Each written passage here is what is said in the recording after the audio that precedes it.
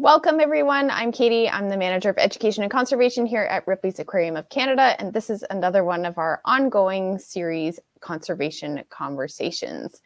So if you haven't had a chance to check out the previous ones, just go back to our YouTube page, and there's a variety of topics there. And yeah, I'm really excited for today's. So today we're going to be chatting with Jessica Liu, who is a student in Oakville, Ontario. Her project kelpnet resulted in her being nominated for a Nature Inspiration Award, which is how we got connected with Jessica. The Nature Inspiration Awards recognize individuals and organizations whose specific projects encourage Canadians to take an interest in natural history, create links with nature, and contribute to its preservation. Jessica's project was particularly interesting for us at the aquarium. It's called KelpNet. It is an innovative fish net made of versatile bioplastic that uses cultured microalgae and polymers. And I'm really excited to learn more all about it. So welcome, Jessica, to our conservation conversation. Please tell us more about KelpNet. Sure. So kelpnet, as you said, is a microalgae bioplastic-based fish net, and it basically deters bycatch and biodegrades into non-toxic chemicals and materials that marine animals can graze on. So it solves the problem of ghost fishing, bycatch, and also just our reliance on oil-based plastics. So I've developed a new structure for the net shape and the process of finalizing the formula for the bioplastic. And this net biodegrades within 9 months to an year, balancing durability with biodegradability. And I'm hoping that this disruptive technology can help us kind of enhance the sustainability of the fishing industry and protect marine biodiversity.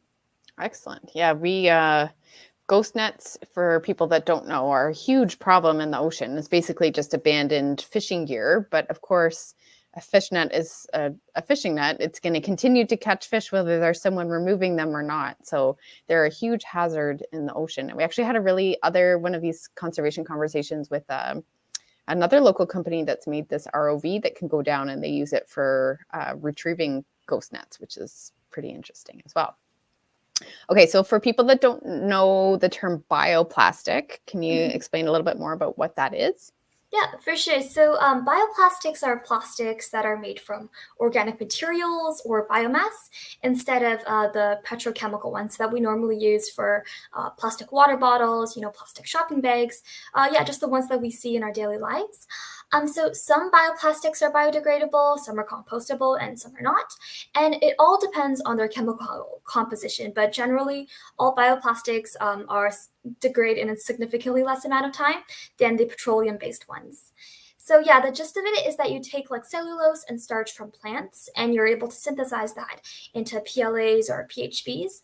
And from that, you're able to create the plastic. So we generally use plants like corn or sugar canes, but my project takes a newer approach. I'm using microalgae. Great. Yeah. And I mean, the name kelpnet is just perfect for, it seems like it's a great name for a fishing net. It's made from something similar to kelp, right? So microalgae is awesome. Yeah. People are probably familiar with, the biodegradable or compostable, like corn-based cutlery and like that kind of stuff, right? That's a bioplastic. And you're right. It's not all created equal. Some of it still takes a long time to break down, or can only break down in a industrial composting sort of facility. But this is awesome that yours will break down on its own in the ocean. That's a key feature. How did you get this idea? Yeah, so actually my initial inspiration for this idea was because I kind of grew up near the Pacific shore, so I saw all the waste and, the entanglement of the animals in these nets because we had a lot of local fishermen. So this idea that, animals are being killed by these fishing nets was really real to me, so I saw the direct impact of that. But also, it was because the fish were actually a really large part of my diet and what I eat every day. So hearing that our fishing stocks were going to be depleted by 2040 was kind of like a huge shock to me. And I decided that I want to do something about it. So yeah, that kind of stunned me and propelled me to take some sort of action towards this. Awesome. And was this a science fair project? No, it was more so a passion project. So something that I was just really interested in. And I had a little bit of time on my hands during the summer, so I decided to begin this project. Awesome. Good for you. Where was so you said the inspiration was kind of seeing ghost nets or abandoned gear plus your love of eating seafood that kind of got you started on the journey for finding a solution for ghost nets? Yeah, and like the eureka moment was when one day for dinner I was having miso soup, which has like seaweed in it, and I was thinking like, oh, this actually could be a potential alternative and an idea I can transform into creating a fish net. So yeah, that was kind of like the eureka moment for me. Yeah, I think people also don't appreciate that we actually do use kelp in particular, or other kinds of seaweed in many, many different things. So yeah, they're visible in delicious things like miso soup and sushi, but also there's ingredients from kelp in ice cream and toothpaste and ketchup, and so it is a very versatile organism that we can hopefully turn into plastics as well. Great. So I know you said the website's not quite ready up yet, but if people were interested in learning more about microplastics or bioplastics or using that kind of technology, is there any sort of resources that you found really helpful when you were working on this project that people could check out? Yeah, so I think to learn more about bioplastics, I'd recommend research papers. So in my researching process, I read through probably way too many of them, but I find them really helpful and a really great resource if you're trying to delve deeper into maybe like the chemical composition of different bioplastics. So that's something that we can consider. But also, like if you want more information about kelp nets or like microalgae in particular, my inbox is also always open for a chat. Awesome. Great. And I mean, this is so cool. You're just in high school. This is just the beginning of your journey in terms of the world of science. So if you were speaking to some younger students who were interested in kind of taking on a similar project, what kind of advice might you give them? I think that I just want to tell them to continue with their ideas and any kind of inspiration they really get and continue changing the world for the better. And I think I could probably better illustrate this with like a personal anecdote.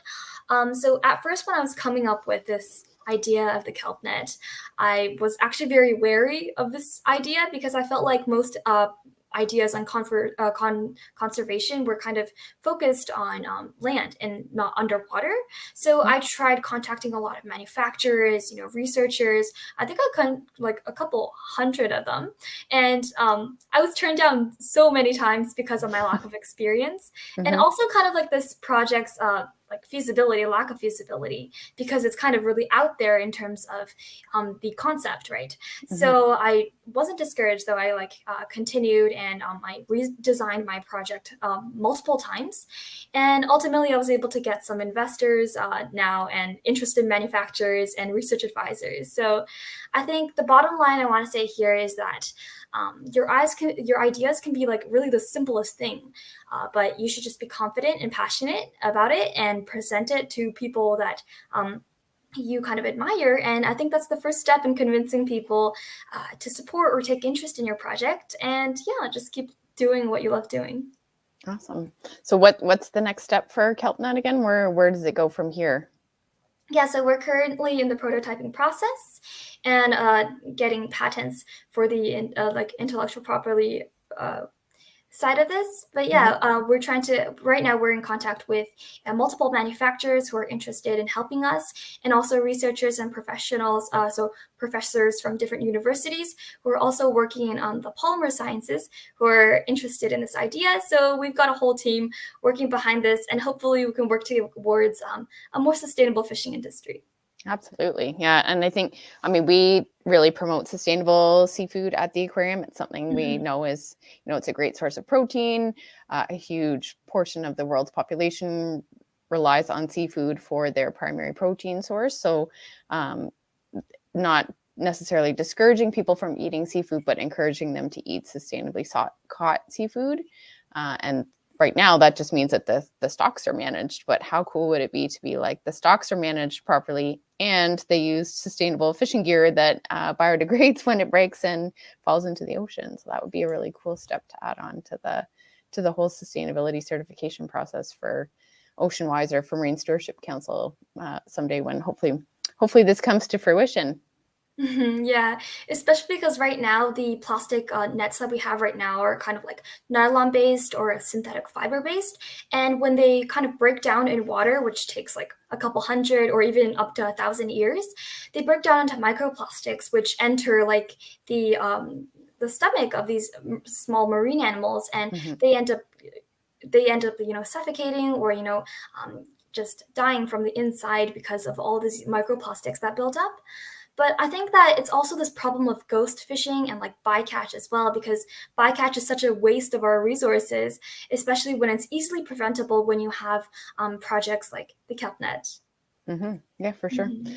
Yeah, yeah, and that's a very good point. That when the nylon fishing nets uh, get loose in the ocean, which there's some massive number, I should have looked the statistic up ahead of time, but it's a lot. Yeah, so they're causing destruction by getting caught on coral reefs. There's still fish are getting entangled on them. Other marine animals are getting entangled in them, and then as they do break down, they just create smaller and smaller pieces of plastic, which are then ingested by fish and other animals, and they can carry a lot of toxins on them. So yeah, it's a much bigger problem than just ghost nets. You're right. Thanks for reminding us about that part. Okay, so what's next for you? You're headed off to university, I think, next year. Where do you see yourself going from this point on? From this point, I hope to continue with my project and possibly elevate this to the next step. So actually, with my project, I've been getting a lot of contact from, kids all over the world and youth who are also interested in this. So I think that the next step would be uniting all these people who are interested in protecting our marine biodiversity through a common platform. So I've actually had a lot of people from like, Kuwait, Thailand, Germany, Switzerland.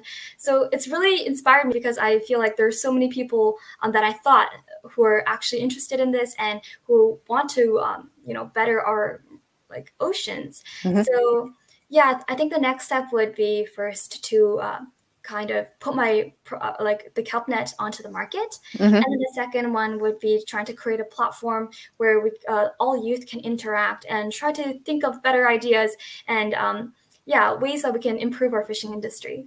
Excellent. Great. Thank you so much. Anything else that I didn't get a chance to ask you that you think we should know about KelpNet or bioplastics in general? Um, I just hope that everyone sees the potential of bioplastics and how it's not a comprehensive solution to all the waste that we have in this world, but I think that it's a leap in the right direction. Absolutely. Great. Thank you so much for joining us, Jessica. Such a pleasure chatting with you, and Thank you so much. best fishes on all your future endeavors. We're excited to see where this goes. Thank you so much, Katie.